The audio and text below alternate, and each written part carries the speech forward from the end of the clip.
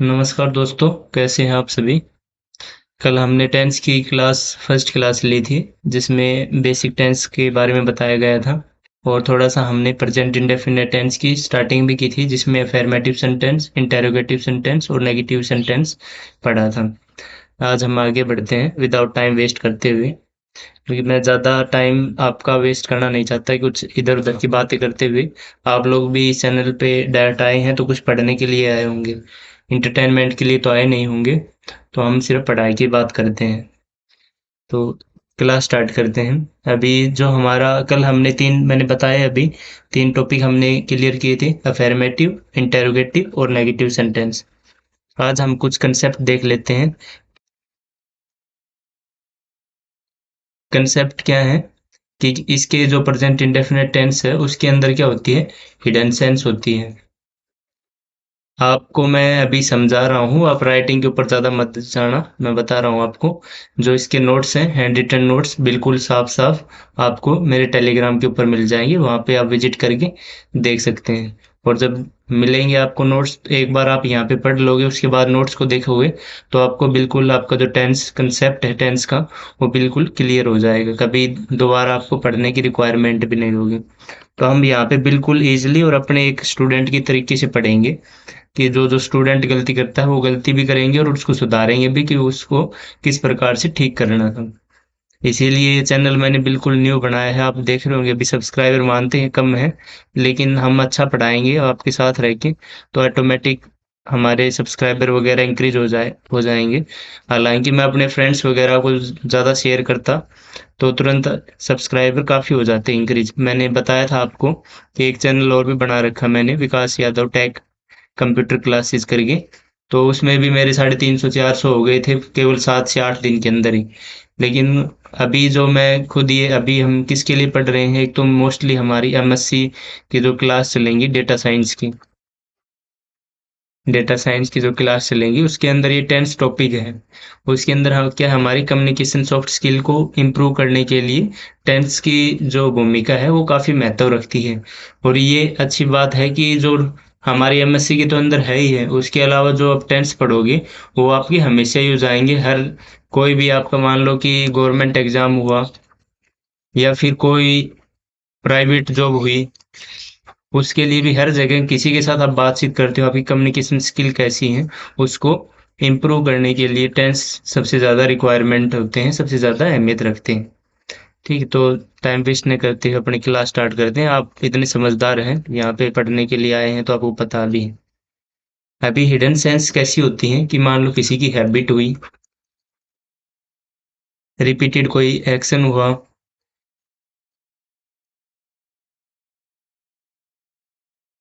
इसके अलावा डेली कोई लाइफ हुई, किसी की डेली लाइफ के बारे में बताना, तो ये सब क्या हो जाती है हमारी हिडन सेंस हो जाती है।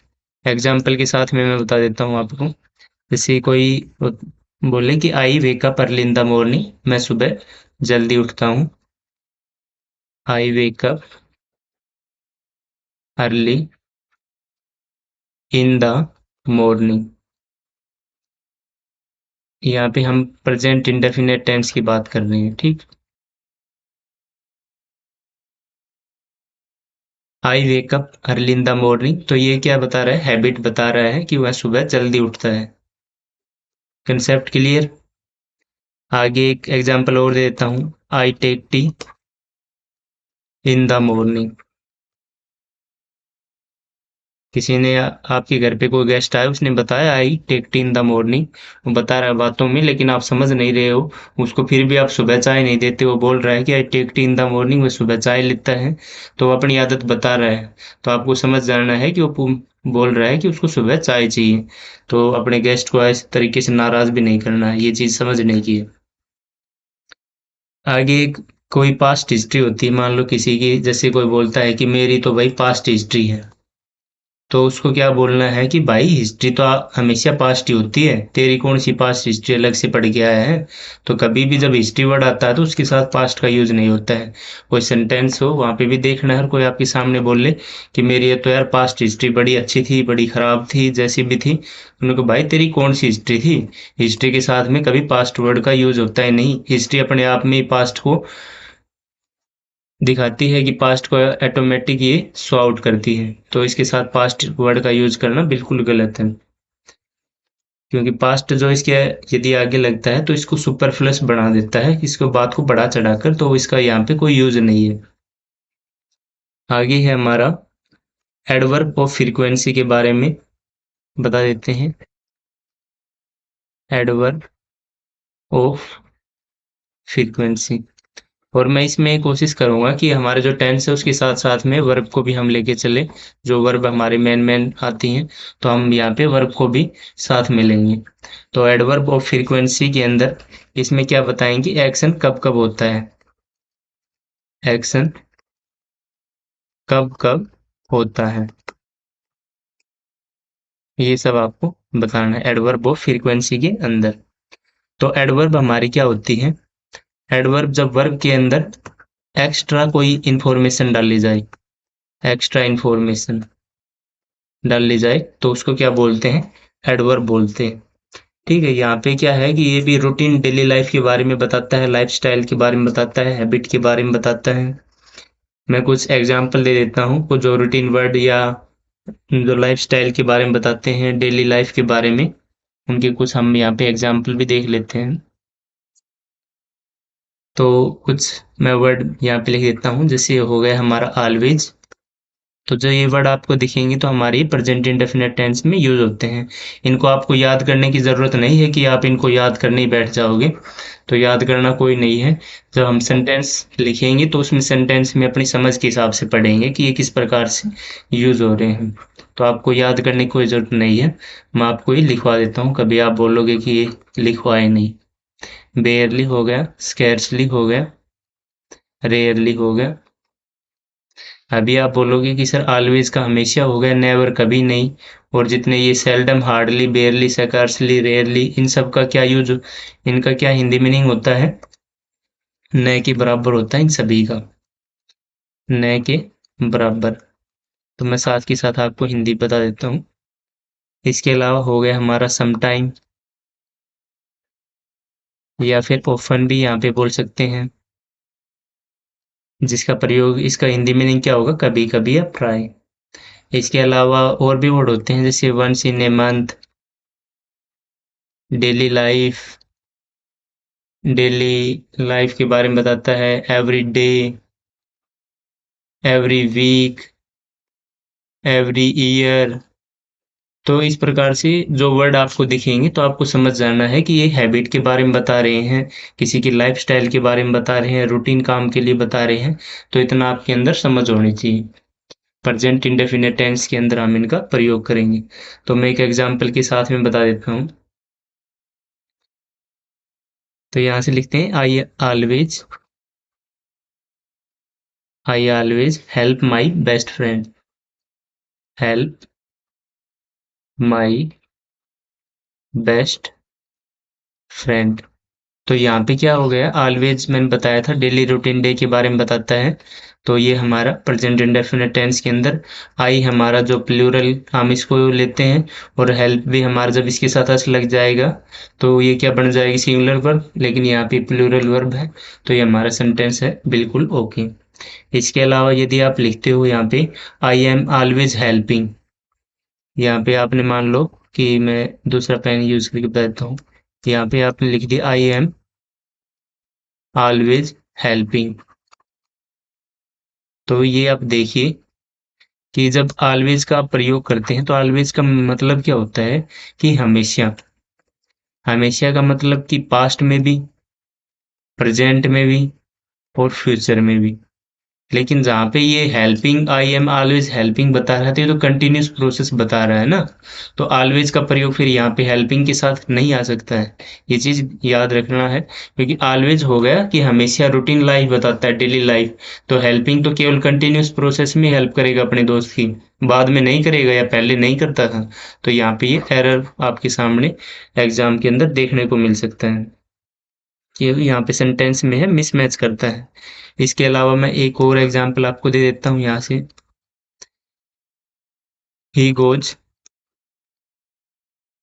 To Goa every week. वह हर हफ्ते गोवा जाता है। ये यहाँ पे आप इज गोइंग भी लिख सकते हो। ये बताइए क्या आप यहाँ पे इज गोइंग का भी प्रयोग कर सकते हैं कि नहीं? अभी क्योंकि आपने बता रहा है एवरी वीक, इसका मतलब क्या हो गया कि वो उसकी आदत बता रहा है, रूटीन डे बता रहा है, रूटीन वर्क बता रहा है। तो यहाँ पे इज गोइंग का प्रयोग नहीं आएगा। ही गोज वर्ब की फर्स्ट फॉर्म के साथ to Goa every week. Present indefinite tense का आएगा, ना कि प्रेजेंट कॉन्टिन्यूस टेंस का यूज होगा। ये कंसेप्ट क्लियर हो गया होगा आई होप। चलो आगे बढ़ते हैं। आपको कंसेप्ट बिल्कुल क्लियर होते जाएंगे। यदि फिर भी कोई दिक्कत आती है तो आप टेलीग्राम का भी लिंक है, इंस्टा का भी लिंक है, तो डायरेक्ट आप मेरे को बता सकते हैं। नेक्स्ट हम कंसेप्ट पढ़ते हैं यहाँ से। अभी जो वर्ब के बारे में पढ़ेंगे कि जो वर्ब है हमारी वो एक्शन को शो करे, मतलब किसी काम को शो करे,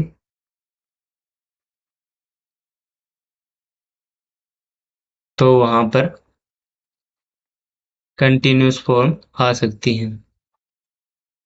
कंटिन्यूस फॉर्म हमारी क्या हो गई? वर्ब की फर्स्ट फॉर्म के साथ आईएनजी। ये वी वन नहीं बोलना, मैंने कल बताया था आपको। आप में X two X three sorry ये थोड़ी ना बोलते हो। यहाँ पे एक्स स्क्र एक्स थ्री एक्स क्यू बोलते हो। तो यहाँ पे वर्ब की फर्स्ट प्लस आईएनजी बोलना है। ये चीज ध्यान रखना। कंटिन्यूस फॉर्म वर्ब की फर्स्ट प्लस आईएनजी का आ सकती है। जब कब आ सकती है? जब हमारा कोई एक्शन कंटिन्यूस प्रोसेस में जो वर्ब है वो एक्शन को शो करती है, उस समय ये हमारा यूज हो सकता है। अभी हम कुछ वर्ब देख लेते हैं। जैसे वर्ब हमारी हो गई यहाँ से फीलिंग, पोजिशन। पोजिशन क्या हो जाता है यहाँ पे? अधिकार।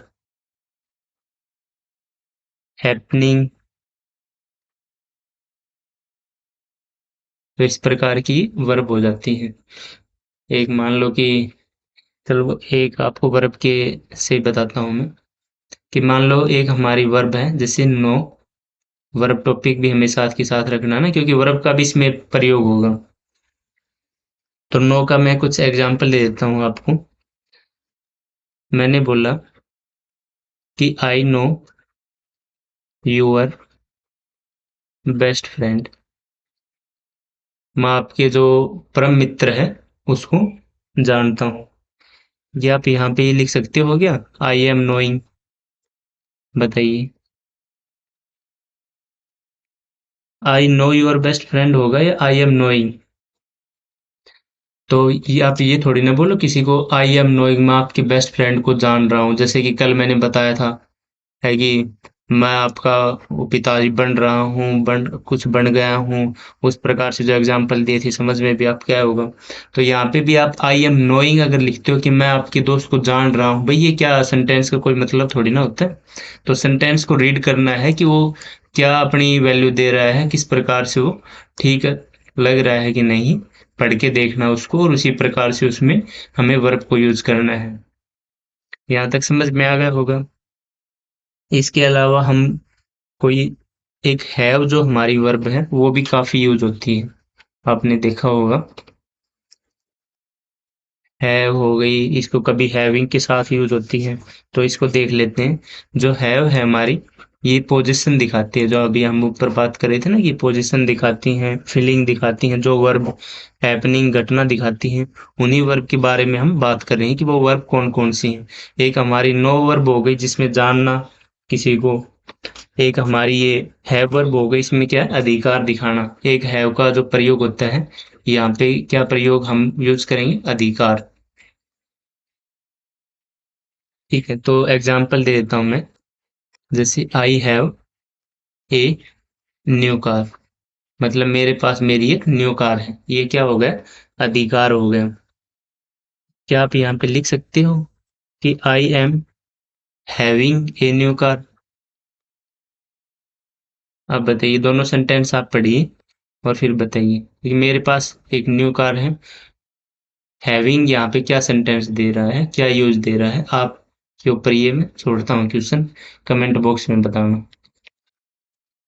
अभी थोड़ा नीचे चलते हैं और हैव का ही और एक यूज देख लेते हैं। हैव का मतलब हो जाता है यहाँ पे खाना। कुछ आप जैसे चीज खा रहे हो, जैसे मैं एग्जांपल दूं तो I have my lunch on time. I have my lunch on time. ये जो क्वेश्चन है ये आपके ऊपर छोड़ा है, इसका आंसर आप कमेंट बॉक्स में देना कि I am having a new car क्यों नहीं आएगा। तो यहाँ पे I have my lunch on time, अगर आप नहीं बताओगे तो कल फिर हम बता देंगे, ठीक है। I have my lunch on time, तो ये हमारा खाना का प्रयोग हो गया। और यहाँ पे हैव क्या है, अधिकार दिखा रहा है, तो वहाँ पे कार के बारे में हमने जिक्र किया, और यहाँ पे है लंच के बारे में। इसके अलावा आप और भी एग्जाम्पल रख सकते हो, I am having my lunch, I will go there later, कि मेरा खाना रख देना कि मैं बाद में खाऊंगा। ठीक है, इस प्रकार से आप अपने हिसाब से भी सेंटेंस बना सकते हो। इसके अलावा हम और हैव का प्रयोग करना देख लेते हैं कि हैव और किस तरीके से यूज होता है। हैव का मतलब एक हो जाता है फन करना, आई एम हैविंग ए, मतलब लिख सकता है इज हैविंग फन हेयर, वह यहाँ पे फन कर रहा था, इज हैविंग फन हेयर। या I am having fun today.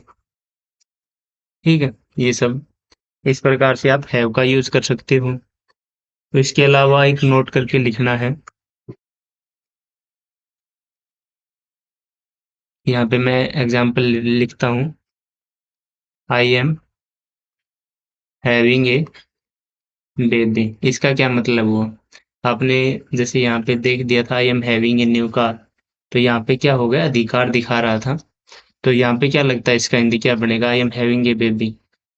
बताइए, क्यों बेबी पे अधिकार दिखा रही है कि मेरा बेबी है, क्या है बताइए।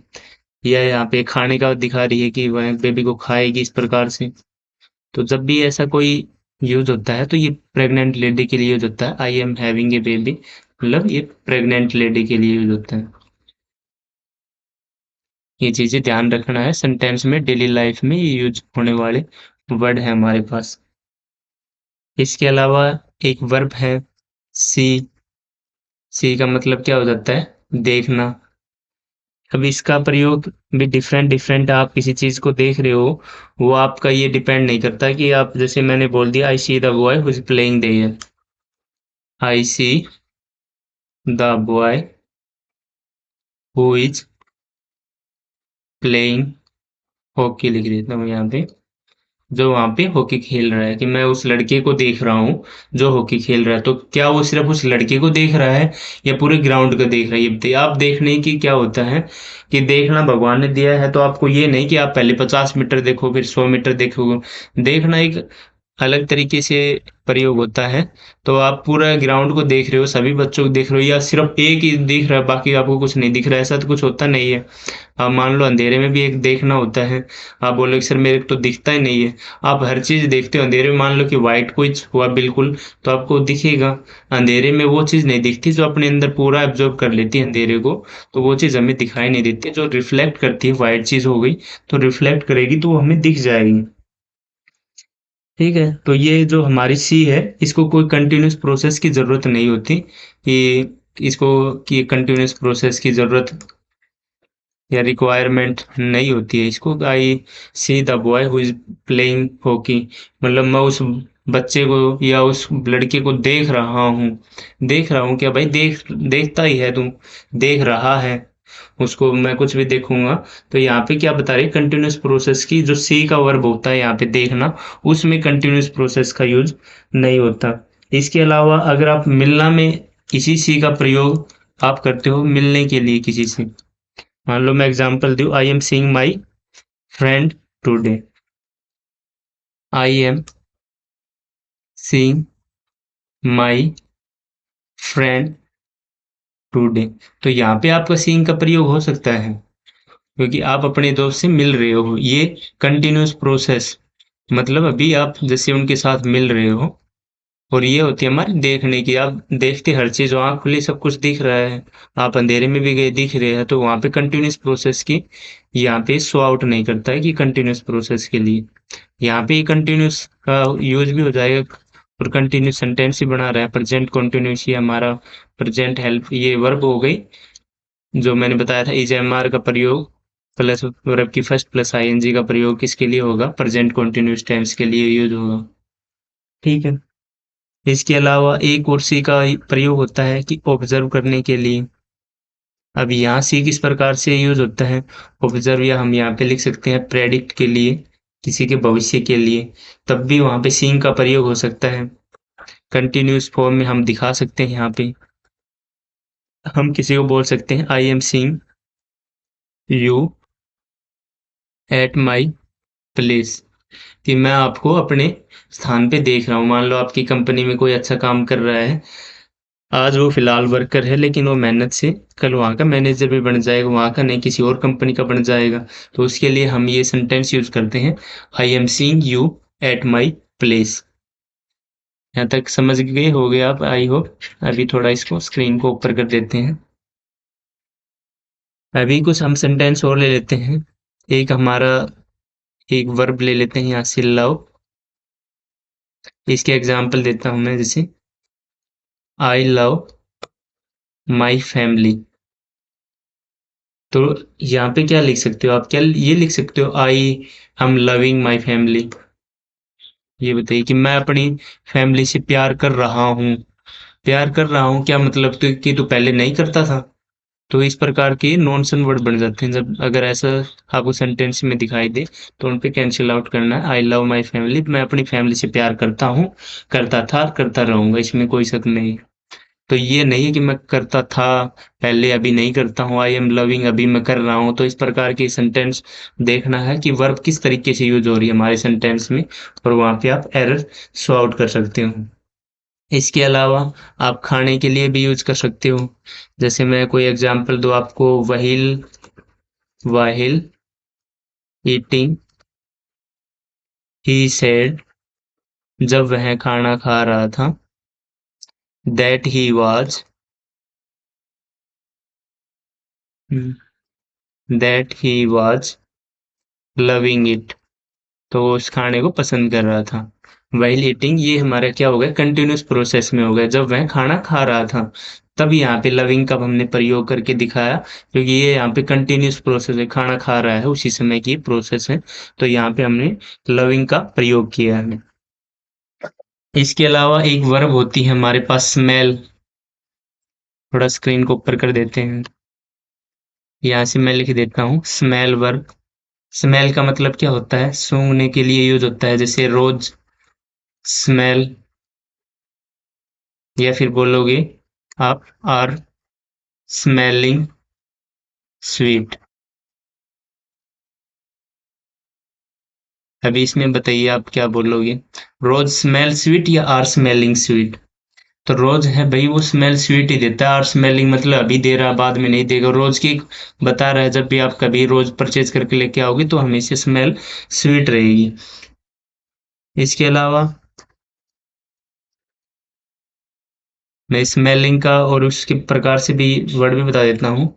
जैसे लुक एट द बॉय, उस लड़के की देखो, उस लड़के की ओर देखो, या ही इज स्मेलिंग, या फिर स्मेल द रोज। अभी यहाँ पे बताइए आप कि क्या लिखोगे आप? लुक एट द बॉय, उस लड़के के लड़कों को देखो, या उस लड़के को देखो, ही इज स्मेलिंग, या स्मेल द रोज। तो स्मेलिंग आएगा यहाँ पे। स्मेल मतलब कि वो सूंघता ही थोड़ी ना रहेगा, कुछ समय सूंघेगा, बाद में छोड़ देगा उसको। अगली हमारी वर्ब है। मैं बिल्कुल आपका टाइम वेस्ट नहीं करते हुए आगे बढ़ रहा हूँ। हम बिना मतलब की बातें यहाँ पे नहीं करेंगे, और आपको समझ में भी आ रहा होगा, आई होप। थोड़ा सा पानी वगैरह आप पी सकते हैं। नेक्स्ट बात करेंगे हम फील वर्ब की, कि फील वर्ब किस प्रकार से प्रयोग होती हैं।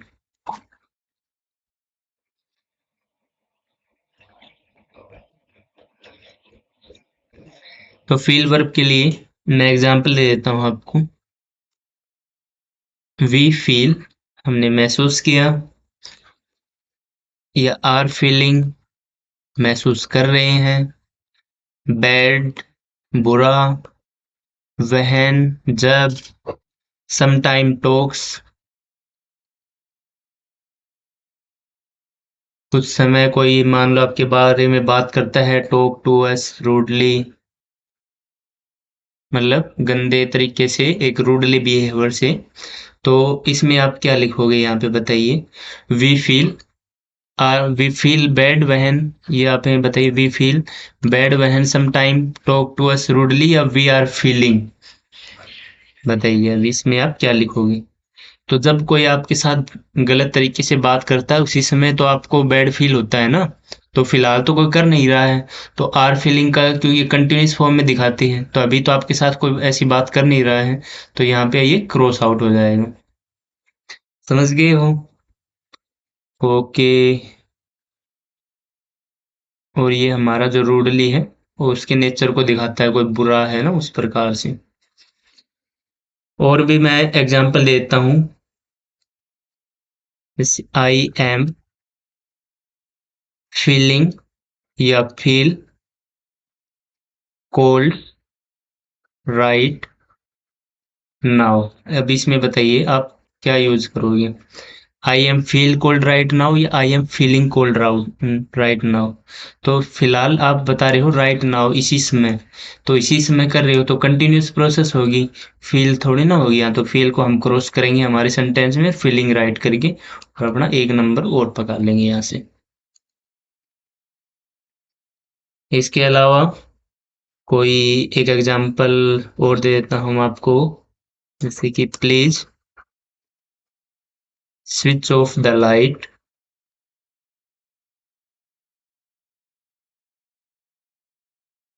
लाइट का प्रयोग न करके यहाँ पे please switch off the AC कर लेते हैं, अपने पास अभी एसी चल रही है, जैसे ठंडी ज़्यादा हो जाती है जब, तो please switch off the AC. I am feeling, या आप जो भी लिखो यहाँ पे, आई एम फीलिंग, या फील कोल्ड। अभी इसमें बताइए आपको क्या लगता है, आई एम फीलिंग करोगे या फील करोगे। अभी आपको लग रहा है प्रेजेंट टाइम में तो कंटिन्यूस प्रोसेस है, तो फील को हम क्रॉस करेंगे और फीलिंग पे टिक करेंगे, देन हमारा सेंटेंस है वो ओके हो जाएगा। इसके अलावा सभी एक नोट लिखिए। नोट में क्या लिखना है, इसमें मैं बताऊंगा कि थिंक और थिंकिंग में क्या डिफरेंस है। जैसे मैं बोलूं कि हम यहाँ से लेंगे I think versus I am thinking, इसमें हम देखेंगे कि जो थिंक का प्रयोग है तो वो क्या हो गया कि फाइनल पॉइंट ऑफ व्यू। जैसे मैं सोच रहा हूँ, I final point of view, कि वो अपना फाइनल पॉइंट यहाँ से दे चुका है आई थिंक करके। जैसे मैं कोई एग्जांपल दूँ, आई think he will help you, तो मतलब कि वो आपकी मदद करेगा, फाइनल पॉइंट ऑफ व्यू हो गया। यहाँ से मान लो आई एम थिंकिंग बोल रहा है, तो उसका वो क्या कर रहा है, अभी सोच रहा है, अभी सोच रहा है। इसके एग्जाम्पल देख लेते हैं जिससे बेटर समझ में आएगा। तो एग्जाम्पल में हम ले लेते हैं, जैसे कि अभी जो मैंने बताया, आई think he will help you, I think he will help you. तो इसमें क्या बता रहा है, एक ये भी देखिए आप, जब वो फाइनल पॉइंट ऑफ व्यू देता है तो वो एक पॉजिटिव व्यू को लेके देता है, आई think he will help you. अभी कुछ बातें ऐसी होती हैं जो पॉजिटिव और नेगेटिव आपको सेंस, जैसे मैं आपसे पूछूं कि हंसना अच्छी बात है या बुरी बात है, तो हंसना अच्छी बात है, लेकिन आप कभी कोई डेथ कर जाता है, आप वहाँ पे हंसते हो, तो वहाँ पे क्या हो जाती है, बुरी बात हो जाती है। तो उसी प्रकार से थिंक का भी अलग अलग प्रयोग होता है कि आप उसको किस प्रकार से यूज कर रहे हो। तो यहाँ पे मैंने दिया आई think he will help you. अगला एक सेंटेंस लिखते हैं हम, यहाँ पे आई एम थिंकिंग, या फिर think he will go there today. तो ये आई एम थिंकिंग, मैं सोच रहा हूँ कि वह कल जाएगा, या मैं सोच चुका हूँ I think he will go there today. इसमें बताइए आप क्या सेंटेंस में रहेगा। तो मैं he will go there today, तो मैं सोच रहा नहीं, आई थिंक मैंने सोच लिया कि ही विल गो, कि वह कल there today, he will go there today, वह वहां पे जाएगा कल, मतलब आज के समय में, टुडे सॉरी, आज वह जाएगा। उसने अपना फाइनल डिसीजन दिया है पॉजिटिव व्यू में। ही विल गो, विल ये हमारा एक मॉडल्स के रूप में भी प्रयोग होता है, आपको पता होगा। उसने एक पॉजिटिव वे में दिया है, तो सेंटेंस को देख के हमें उसमें एरर दिखाना है कि किस प्रकार से हमारा सेंटेंस जो है वो हमें क्या बताना चाह रहा है। उसके अलावा मैं और भी एग्जांपल दे देता हूँ, जैसे कि आई एम थिंकिंग, या think you should help, you should help your friend. तो यहाँ पे क्या बता रहा है, आई एम थिंकिंग, मैं सोच रहा हूँ कि मेरे को अपने दोस्त की मदद करनी चाहिए, ये आई थिंक। तो यहाँ पे भी क्या होगा हमारा, आई थिंक हमेशा अपने दोस्त की मदद करनी चाहिए, आई थिंक यू शुड। यदि कोई चोर दोस्त है तो उसकी कभी भी मदद नहीं करनी चाहिए, ये भी बात ध्यान में रखनी है। तो हम एक सेंटेंस देख लेते हैं कि जिसमें थिंकिंग का यूज करते हुए मैं लिख देता हूँ, आई थिंक, या यहाँ पे आप लिखोगे I am thinking to leave this job and get back to India. अभी वो आई थिंक वो डिसाइड कर चुका है या अभी सोच रहा है? अभी तो सोच रहा है ना कि वो इस जॉब को छोड़ दे और वापस इंडिया चला जाए। तो अभी थिंक फाइनल डिसीजन तो हुआ नहीं उसका, तो ये कैंसिल आउट होकर यहाँ पे ये हमारा ठीक होगा। तो सेंटेंस को देख के हमें उस पर टिक करना है कि सेंटेंस क्या कहना चाह रहा है, और कोई भी किसी बात को किस वे में कह रहा है, ये भी चीज़ हमेशा याद रखना हमें। ठीक है, कभी मान लो कि कोई डॉक्टर है, डॉक्टर ने बोला कि आप का कोई पेशेंट है, और डॉक्टर ने बोला कि काश आप थोड़ी देर पहले आ जाते, तो बेचारा जो उसका है, जो उसके साथ में सहयोगी है, वो तो घबरा जाएगा, सर सर क्या बात हो गई, क्या बात हो गई। फिर डॉक्टर क्या बोलेगा, अभी मैं मूवी देखने जा रहा हूँ थिएटर में, तो वहीं उस डॉक्टर को पीटने नहीं लग जाएगा? तो अगर ऐसे कुछ बोलना है तो पहले आप ये बोलो कि मैं मूवी देखने के लिए जा रहा हूँ, मैं पेशेंट की हालत थोड़ी देर में बताता हूँ आपको। तो इस प्रकार से आप सेंटेंस को यदि आगे पीछे भी अगर जरा सा भी करते हैं, तो वो पूरी आपका एक गलत वे में चला जाता है। तो हमेशा जो सेंटेंस हो, तो उसको एक ठीक तरीके से हमें लिखना है और ठीक तरीके से उसको बोलना है। तो मैंने बता दिया कि आई थिंक जो हमारा है पॉजिटिव वे में होता है। कुछ और भी मैं आपको एग्जांपल दे देता हूँ यहाँ से, जैसे कि मैं दे देता हूँ, आई डू नॉट थिंक, मैं आई डू नॉट थिंक, ये एग्जांपल है, जैसे he will help you, he will help you. या फिर कोई एग्जांपल देता हूँ मैं आपको, आई think he will help you, तो हमने दे ही दिया है कि पॉजिटिव में है। तो यहाँ पे क्या बोल रहा है, I do not think he will help you. मैं ये मतलब ये नहीं बता सकता कि वो आपकी मदद करेगा या नहीं करेगा। ही विल हेल्प यू मतलब ये नेगेटिव में बता रहा है कि वो आपकी मदद करेगा भी नहीं। तो आई डू नॉट थिंक, तो यहाँ पे जो ये सेंटेंस है एक डाउट क्रिएट करता है कि एक भविष्य के बारे में बता रहा है कि मैं ये नहीं सोचता कि वह आपकी मदद करेगा या नहीं। तो एक नेगेटिव वे में हमारा ये सेंटेंस आपके सामने यूज हो रहा है। इसके अलावा कोई मैं और, जैसे हम मैंने बताया था कि सेंटेंस को ठीक तरीके से लिखना है, तो आई विल, मैं यहाँ पे लिख देता हूँ, I will think he help you. तो यहाँ पे लिखा I will think he help you. तो इसमें आपको क्या लग रहा है कि जो आपने सेंटेंस के अरेंजमेंट को बिगाड़ दिया है। यहाँ पे आई जो थिंक है इधर आएगा, आई थिंक, और जो ये विल है ये ही के इधर आएगा, आई think he will help you. तो सेंटेंस को भी एक ठीक वे में लिखना जरूरी है। समझ गए? इसके अलावा मैं ये सेंटेंस लिखूं कि आई think he will not help you. तो आगे तो आप ठीक से बता रहे हो, आई थिंक, मैं सोच रहा हूँ ही विल हेल्प यू, और यहाँ पे आपने क्या दे दिया, नोट का प्रयोग दिखा रहे हो। तो यहाँ पे आपके सेंटेंस में एरर आ जाता है, क्योंकि पहले आप पॉजिटिव व्यू दे रहे हो, बाद में आप नेगेटिव व्यू दे रहे हो, तो इस सेंटेंस को गलत वे में लेके जाता है। ठीक है। जैसे मान लो वो पेशेंट वाली कहानी है। जैसे डॉक्टर ये बोले जाके, जो पेशेंट आप उसके पास एडमिट है, और डॉक्टर बाहर जाके उसके जो साथी हैं उनको बोले कि खोलो कि जाइए आप अपने दोस्त से या अपने पेशेंट से मिल लीजिए।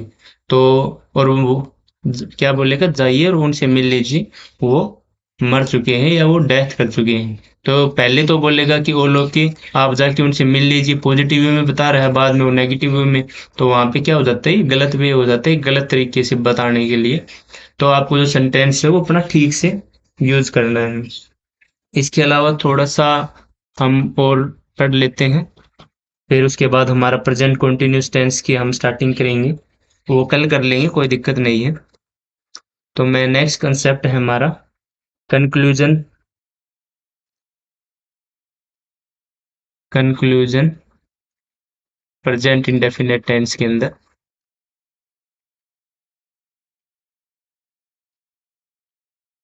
ठीक है।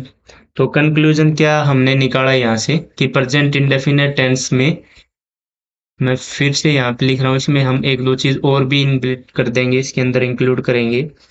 जैसे हैबिट बताया था हमने, डेली लाइफ के बारे में बताया, रूटीन बताया, अबाउट लाइफ बताया, फैक्ट हो गया, यूनिवर्सल फैक्ट हो गया है। यहाँ से फ्यूचर के बारे में कोई फ्यूचर इंफॉर्मेशन आपको बताते हो, फ्यूचर इंफॉर्मेशन, जैसे कि न्यूज़पेपर की हेडलाइंस वगैरह, तो वो भी हमारी प्रेजेंट इंडेफिनेट में यूज होती हैं, न्यूज़पेपर हेडलाइंस। या फिर कोई आप लाइव क्लास हो या लाइव कमेंट्री हो, तो उसमें भी प्रेजेंट इंडेफिनिट टेंस का यूज करते हैं। फ्यूचर की बता रहे हैं लेकिन हम प्रेजेंट की कैसे करेंगे सर? तो जैसे कि मैं एक एग्जांपल के साथ में बता देता हूँ ये भी आपको, कि the prime minister, the prime minister visits China next month. तो इसमें अगले महीने के लिए बता रहा है, लेकिन यहाँ पे जो है प्रेजेंट टेंस का यूज कर रहा है, हमारा प्रेजेंट इंडेफिनिट टेंस है। लेकिन ये अगले महीने के लिए, ये कब यूज होता है, न्यूज़पेपर की हेडलाइंस के लिए ही यूज करते हैं। लाइव क्लास, लाइव कमेंट्री में भी हमारा प्रेजेंट इंडेफिनिट टेंस यूज होता है। तो ये जो हमारा टेंस है वो काफी यूज होता है। हम किसी से बातचीत करते हैं, उसमें भी हम प्रेजेंट में ही बात करते हैं, एक दूसरे आमने सामने होंगे। तो present indefinite tense, present tense के अंदर हमारी बहुत सी बातें होती हैं। तो ये सब हम देखते हैं। तो आई होप यहाँ तक समझ में आ गए होंगे आपके सभी। हमने बिना टाइम वेस्ट किए हुए आपको बहुत कुछ, इतने मान लो 38 मिनट की समथिंग हो गई, 40 मिनट के अंदर आप मानो इस क्लास में हमने बहुत कुछ पढ़ लिया है। कल हम पढ़ेंगे प्रेजेंट कॉन्टिन्यूस टेंस के बारे में, जिसमें हम बताएंगे जमार प्लस पूरब की फर्स्ट प्लस आईएनजी कंसेप्ट वगैरह सब उसका कल बता देंगे। तो यहाँ तक है, अपनी क्लास को पढ़ के आना है हमें। क्या करना है, हम देखिए अभी जो पढ़ रहे हैं सिर्फ एग्जाम के लिए नहीं पढ़ रहे हैं, अपने खुद के लिए भी, कि हम अपने आप को थोड़ा सा बिल्ड कर सके, थोड़ा सुधार सके, हमारी पर्सनैलिटी डेवलपमेंट कर सके। एक हमारी जो एमएससी की क्लास है उसके अंदर भी ये सब्जेक्ट है। तो अभी जैसे हमारी चंडीगढ़ यूनिवर्सिटी की अभी क्लास स्टार्ट नहीं हुई है, तो मैं चाह रहा था कि जब तक क्लास स्टार्ट होती है उससे पहले हम टेंस टॉपिक क्लियर कर लेते हैं। इसके अलावा फिर भी कोई अगर बचेगा तो हम कुछ और बेटर भी हम काम कर सकते हैं। तो इस प्रकार से हमें अपने अच्छे से अच्छा काम करते हुए आगे बढ़ना है। ठीक है। टॉपिक उठाएंगे एक एक और उसको क्लियर करते हुए चलेंगे। जैसे हमारी एमएससी की क्लास भी स्टार्ट होंगी, तो मैं क्या करूँगा कि रेगुलर जो क्लास में पढ़ाया जाएगा उस सभी के आपको हैंड रिटन नोट्स मेरे टेलीग्राम के ऊपर आपको मिल जाएंगे। आप वहां से देख सकते हैं, और जितना हमें क्लास के अंदर पढ़ाया जाएगा उसको हम यहाँ पे रिवाइज करेंगे। ठीक है, जिससे हमारे क्या होगा, अच्छी पढ़ाई होगी, अच्छा हमारा रैंक आएगी बाद में। अच्छा प्लेसमेंट भी मिलेगा। तो मिल के अच्छी पढ़ाई करनी है, इस प्रकार से टाइम वेस्ट मैं बिल्कुल नहीं चाहता कि टाइम वेस्ट करें। तो ठीक है, आप ऐसे ही मेरे साथ मिल के रहना। धन्यवाद। जय हिंद, जय भारत।